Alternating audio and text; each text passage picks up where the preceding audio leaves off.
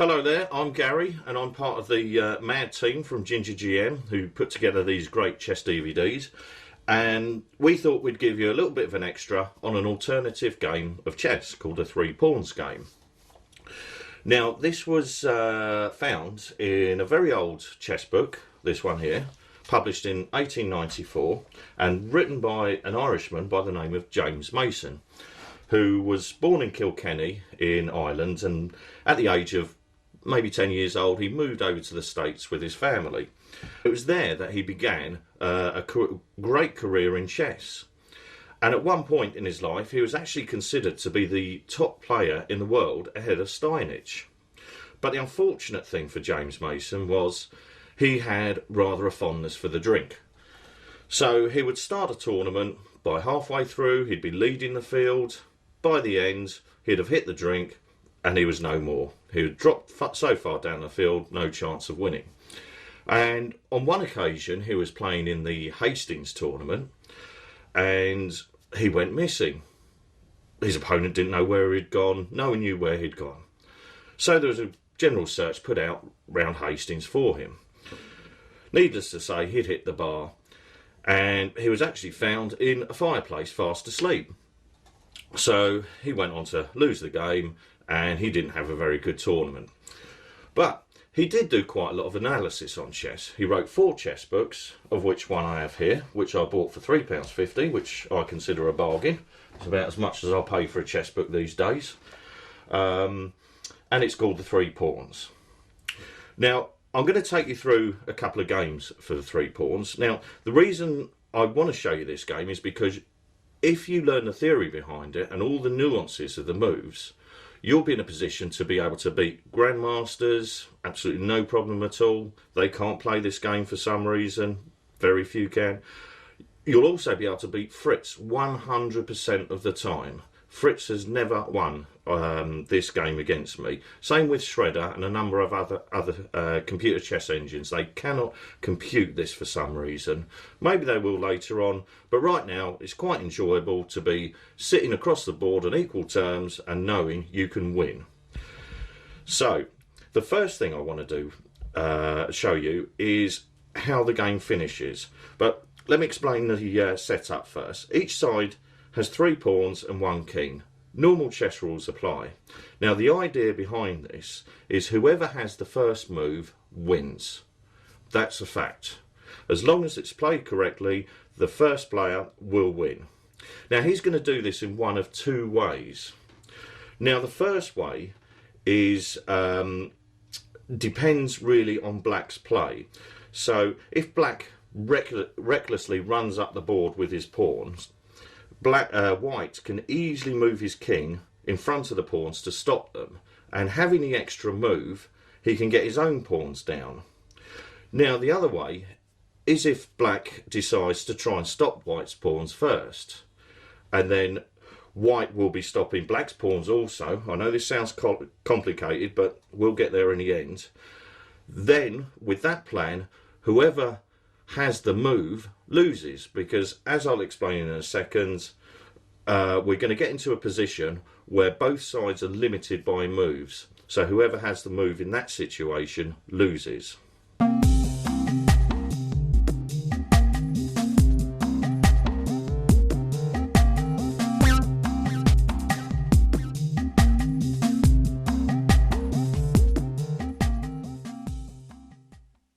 So let me show you a couple of the positions which you'll be aiming for. Now the first one is where both sides have advanced their pawns onto the 5th and the 6th. Now if you just visualize this position for a second and have a think, who is winning this game? Now it's quite clear to most people that whoever has the move in this position is going to lose the game, because they have to move out of the way of one of the opposing pawns, which will then go through. So I'm going to take you through from this position and we'll say black has got the move.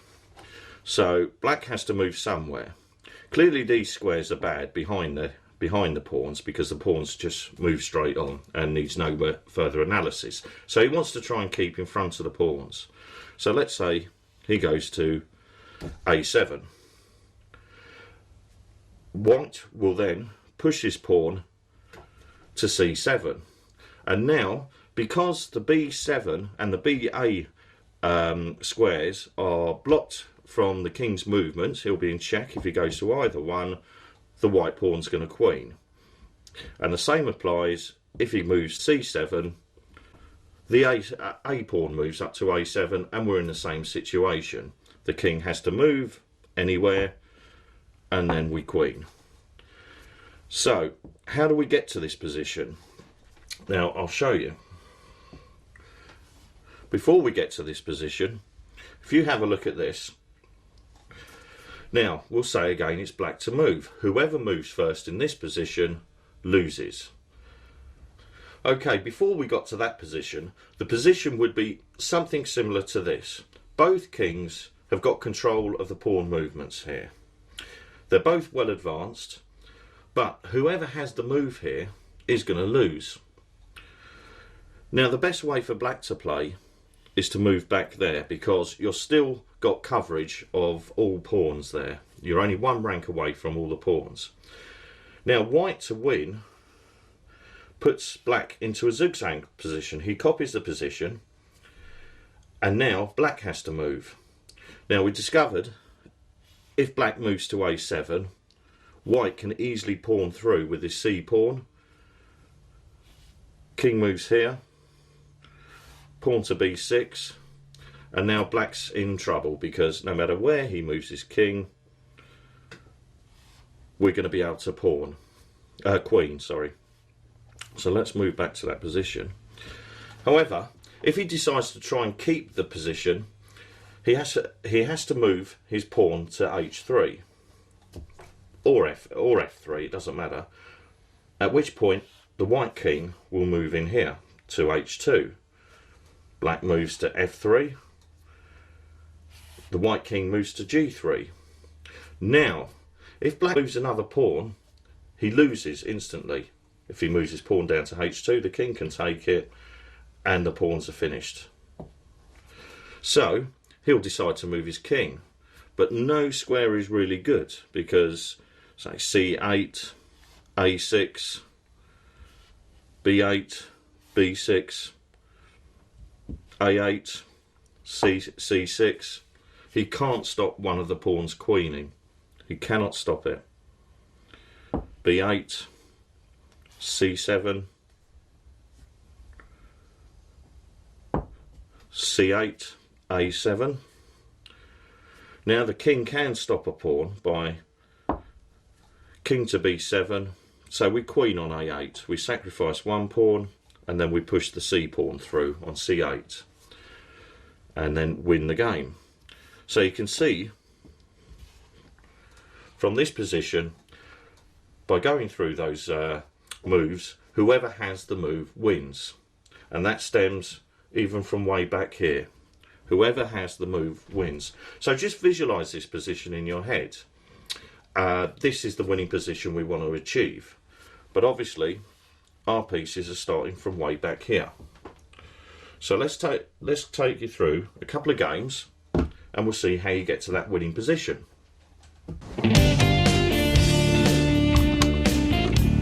What now, Nick? You might have got me, Ian. You might have got me. Well, of course I've got you.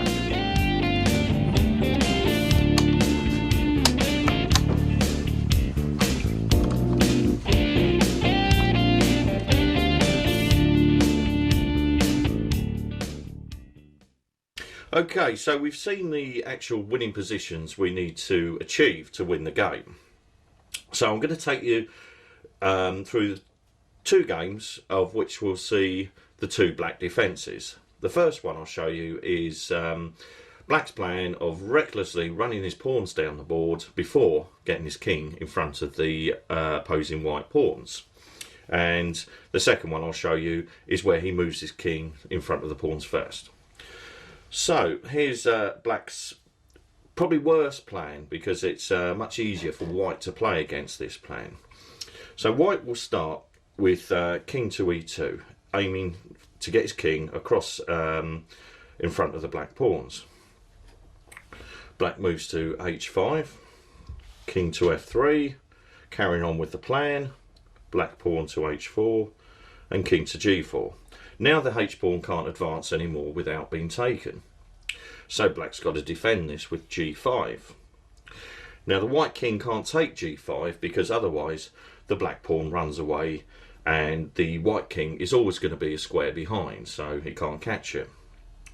But the king doesn't really want to move from this square, so he needs to start looking at his other pawns. So the best pawn to move here is the a4 pawn. Get that moved up 2 squares, and it's the furthest pawn away from the king. So black responds with f5, putting the king in check and also tempting white again to take that pawn. But it's dangerous because again the h-pawn can run away. So the king retreats back to the h3 square. Pawn to f5, f4, and then the king jumps into g4, and we've got that position where black can't move any pawn without it being taken. So he looks across and thinks, well, we better move our king, get it in front of the pawns at last. But white's plan is quite advanced now. King to c6. Now we'll move our c4 pawn. King to b7 to try and keep in front of the pawns. And c5. Now we've got 2 white pawns firmly established on the 5th rank. But black still has to keep in front of the pawns because as we've seen, it's dangerous to come down through here because we get to the position where black is very limited with moves. He can't move to b6 or b7. So it's best for black to move back down to b8.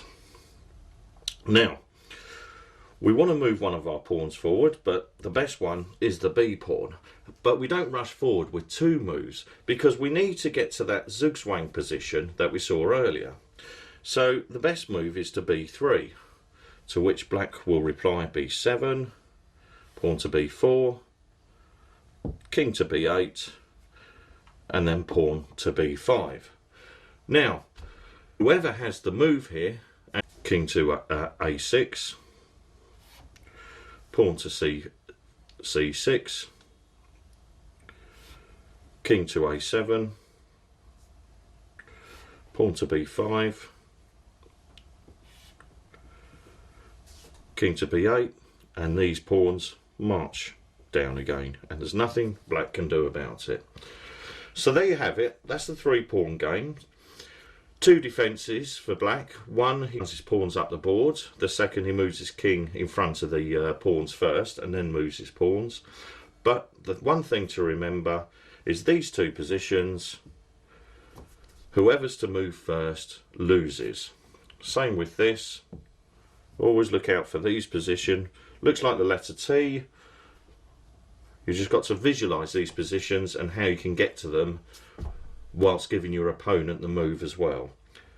Now, if you study this in great detail, you will beat grandmasters. You will definitely beat Fritz because, as I said earlier, they cannot play against this position.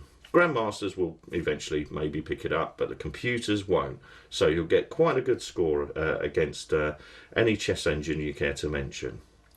So thanks for looking at my 3 pawns games, and I hope at the tournament soon we can have a game.